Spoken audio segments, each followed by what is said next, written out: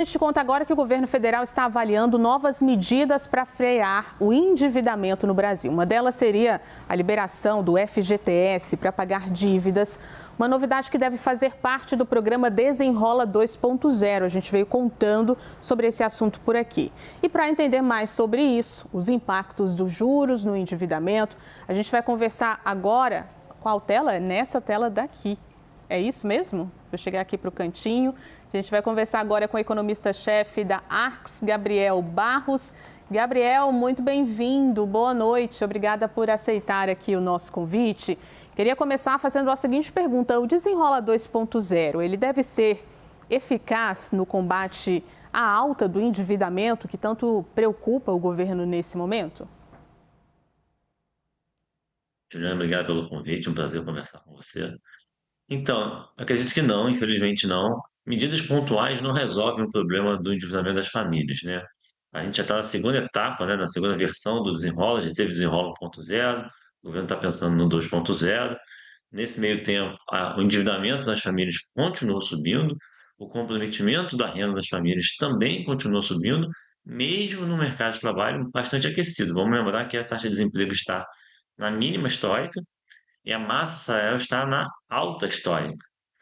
Então, apesar desse movimento bastante positivo para o mercado de trabalho, os dados pioraram, né? Os dados de endividamento e comprometimento de renda das famílias pioraram. Então, para reduzir de forma estrutural o custo com juros, o governo vai precisar adotar outras medidas que não essa do Desenrola 2.0, que é uma medida muito temporária, pontual e que não endereça a questão mais estrutural. Agora, Gabriel, eu queria te perguntar exatamente sobre isso. Qual seria, então, a saída mais, vamos colocar assim, sustentável, então, para enfrentar esse que já é um problema colocado, né, entendido e consolidado, o endividamento? No meu entendimento, Juliana, a melhor forma de endereçar isso é reduzir os juros para todo mundo, né, para toda a economia. Então, é derrubar a curva de juros. Para derrubar a curva de juros, não só para um grupo específico, mas para 100% da economia, para a economia real como um todo, sem escolher vencedores, o governo precisa dar sinais de equilíbrio fiscal, de responsabilidade fiscal.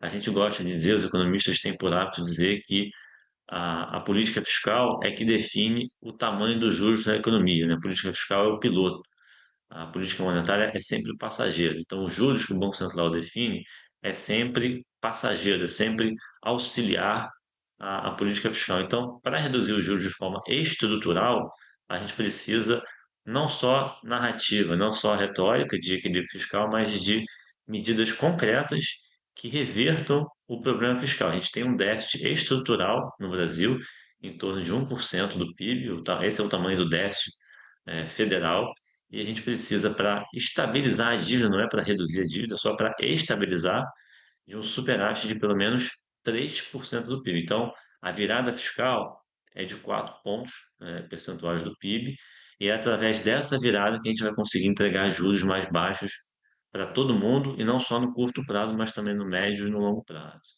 Esse é um ponto interessante, Gabriel, porque a gente está falando sobre o endividamento da população, uma tentativa de amenizar um pouco esse problema, mas com juros altos, né? Como é que a gente pode desenhar esse ciclo que parece ali uma bola de neve, endividamento e juros altos no Brasil? O endividamento das famílias, infelizmente, ele aumentou, né? Ele já era alto, o ponto de partida já foi elevado. O que aconteceu, nos últimos 3 anos é que o endividamento aumentou e está aumentando o endividamento em muitas linhas de crédito, com juro que é muito alto. Então, é cartão de crédito, cheque especial. Então, são linhas, de crédito que têm um custo, de fato, muito elevado.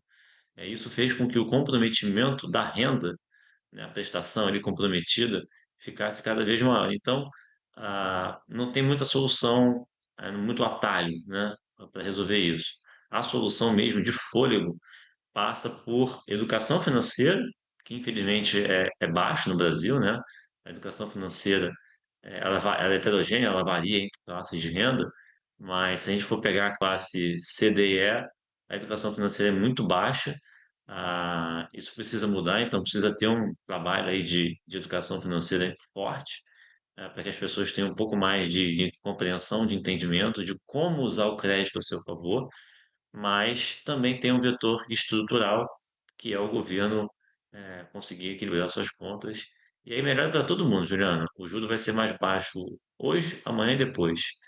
Então, vai ficar mais barato, eh, o juro do cartão de crédito, do financiamento imobiliário, do crédito pessoal, né, da compra de veículos, enfim. Só assim mesmo para a gente ter uma solução mais estrutural. Tem jeito, mas precisa de convicção e de vontade para atacar essa questão. É isso. Muito obrigada, viu, pela entrevista. Nós conversamos com Gabriel Barros, economista-chefe da Arx. Boa noite para você.